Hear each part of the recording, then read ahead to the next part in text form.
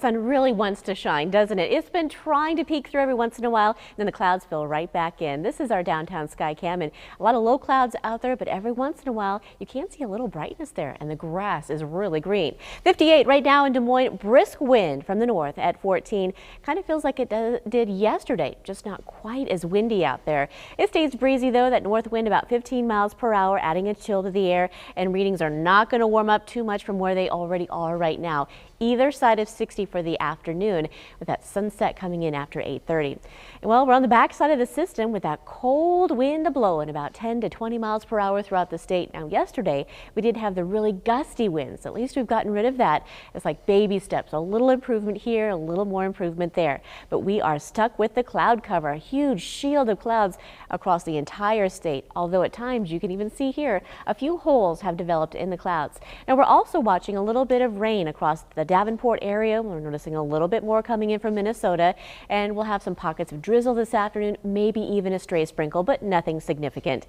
And this is a huge cloud shield across much of the area from Iowa down through Missouri, back through Illinois and up through the Great Lakes. And this is where obviously the readings are going to be the coolest, with that north wind blowing 40s for Green Bay today. So at least we're going to be close to 60.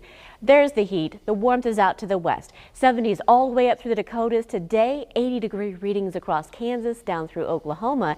And tomorrow that heat continues to build out to the west. 80s all the way up toward Rapid City. Here across Iowa, we're finally going to start to moderate, get back to closer to where it should be anyway, right around 70 degrees tomorrow, getting a little warmer as we head toward Wednesday. And by the weekend, highs near 80 degrees will be common even here in the central part of the state. Taking you hour by hour, not a whole bunch changes this afternoon, continuing with that cool north flow, highs in the 50s to near 60. Overnight tonight, there may be a few breaks in the clouds. Overnight lows in the 40s to near 50. Might even have some more drizzle out there early on your Tuesday morning. Watch for some pockets of fog too.